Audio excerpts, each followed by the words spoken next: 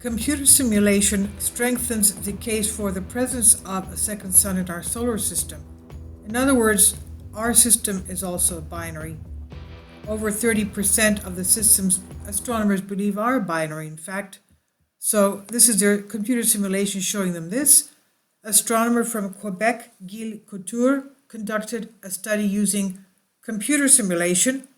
Because of this, he was able to prove that early in our solar system, stars, there was a duet of suns, our star that is, but one of them left our galaxy and flew into the space provided, leaving the sun in its isolation. And according to the study conducted by the astronomer, the weight of the mysterious star was 2 or 3 times less than that of our sun, and the speed of its movement ranged from 25 to 100 kilometers a second. The astronomer did not say when the second sun was in the solar system, although in all probability it could be a fairly short time, he said. Apparently, it is the presence of the stars in our galaxy were the cause of the unusual elongated shape of the orbits of some planets are in the Kuiper Belt beyond Neptune, which contains a huge number of blocks of ice. To affect the orbits of the planets could have some kind of rogue planet, those whose mass should be 16 times our Earth. Previously, it was thought that the gravitational pull of the orbits of trans-Neptunian objects could be due to the existence of Planet X, or the ninth planet, Nibiru, Nemesis, whatever we call it, Wormwood. This explanation explained the location of other planets and celestial bodies, and in addition, the researchers identified 5 factors proving the existence of the ninth account of the planet. So, what people call could be the Planet X or Planet 9 could in fact be the binary sun, or something 16 times the size of our Earth. Finally, support my Patreon account. The daily posts are 5 videos daily, and they are totally different from what I have on my YouTube channel. Thank you so much for your support and that you find all my content so interesting. You'll find the Patreon account details in the description box below. So they believe that something is tugging and elongating the orbits of the planets far outside, and it could be 16 times as big as Earth. Previously, it was thought the gravitational pull the orbits of trans-Neptunian objects could be due to the existence of the ninth planet, and explaining the location of other planets and celestial bodies. And also, researchers identified 5 factors proving the existence of the ninth planet. So it is usual to all mankind the concept of the existence of one single star in the solar system undergoing change, although scientists assume that the boundary of the Oort cloud, there is another star to watch at least at every 32 million years. Of course, given such a considerable period of time, it's not surprising that it's still tracking and no one has found it. So 32 million years, obviously. Now, by the way, that's a huge time span. So, by the way, our system is unique compared to others because they are basically 2 stars, a binary system, and we have only one with such a wealth of planets with their own orbits.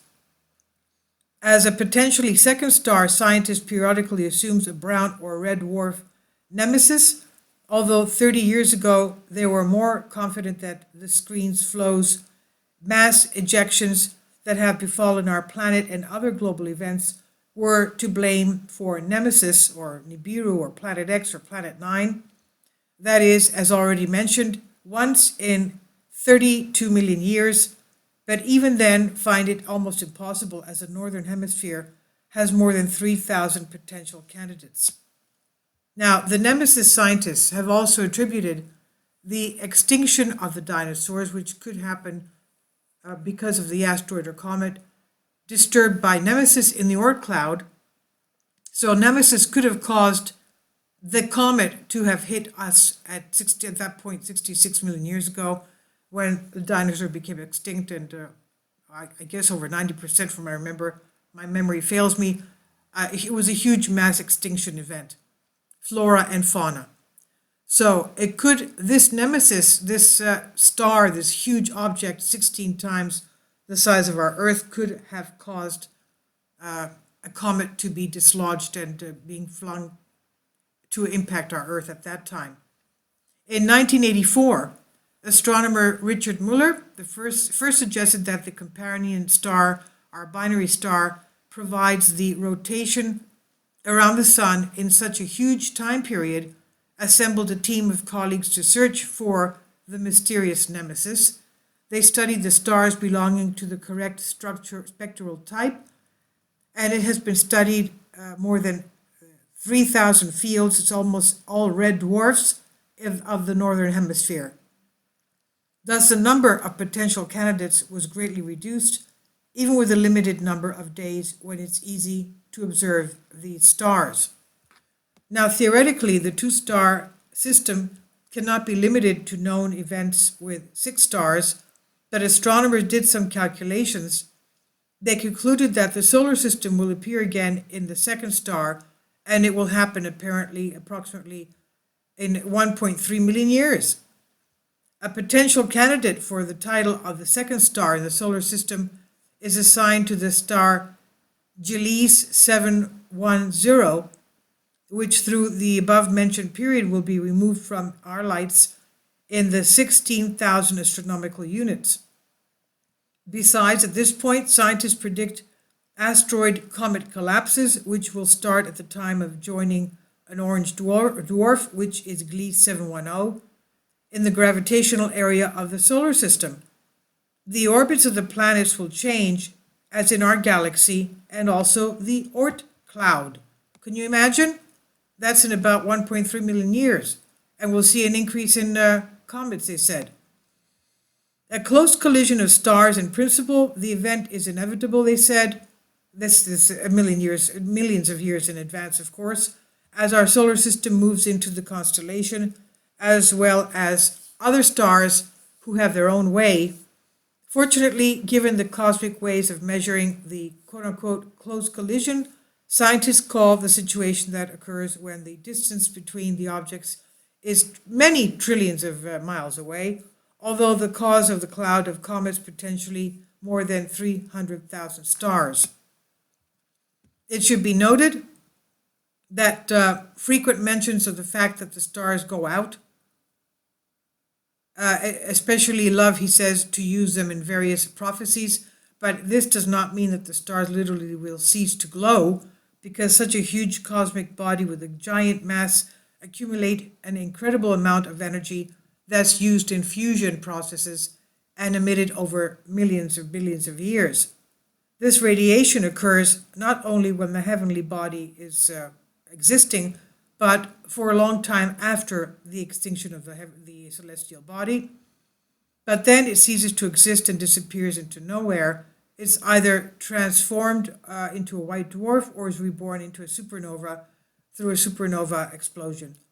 The more absurd seems the statement that all the stars can go out at the same time. Another thing is that the inhabitants of the earth, immersed in the cares and problems just once at least from time to raise your head, admiring the star, the brilliant lights in the sky above us. This is from Magic TR, Stop RU Unbended Reality. We are on Wikipedia concerning Gliese 710, Encounter with the Sun. This is our Oort cloud, as we can see, and the Kuiper Belt. Pluto, orbit of Kuiper Belt object, 1998, WW31, Kuiper Belt, right here. Oort cloud, comprising of many billions of comets, as we can see. So this is the Gliese 710 encounter with our sun in millions of years. This is what they were saying here, 1.3 million years when it said, remember? Okay. This is what the parameters said in 1999. And then back in March of 2010, about 10 years after that, they said the encounter will be 1.46 million years away. In May of 2018, they shortened that time span to 1.28 million years. And December 2020 to 1.29 million years. Now let's go to our, yeah, this is on Wikipedia. I'll leave a link below. You can read more of this. The constellation Serpens projected to pass near our sun in a time frame well within the parameters of current models. The predicted minimum distance will be about 1.21 million years. Let's go to the, what about the size? Okay, distance, parallax, mass, radius, luminosity. Let's go to the list of nearest stars and brown dwarfs, because we had a, oh, isn't that something? Look at this 3D map of them. Peripheromenon. Peripheromenon means, peripheromenon is a Greek, it must be Greek, because peripheromenon means someone that just goes around, slacking around and just roaming around aimlessly. So, okay, Sirius, 61 Cygri, look at this, Gliese 687, Groombridge, wow, various Gliese things, Epsilon and Eridani, okay, Epsilon Indi. These are the 3D map of the nearest stars centered on our on the sun. 3D red-green glasses recommended to view. Okay, that's fantastic for him doing this. That's great work. So the list covers all known stars and brown dwarfs within 16.3 light years of our solar system. So far, 76 such objects have been found, of which only 9 are bright enough to be visible to invisible light to reach or exceed the dimmest, brightest. All right, fine. 76 objects are bound in 54 stellar systems. The closest is Alpha Centauri, there with Proxima Centauri, the closest system, a star at 4.24 light years from our Earth. Very interesting. These are the closest. Okay. Stellar class, Proxima Centauri, Alpha Centauri. And you can see that the astronomers are very busy examining all this. So please leave your comments, and thank you for your support.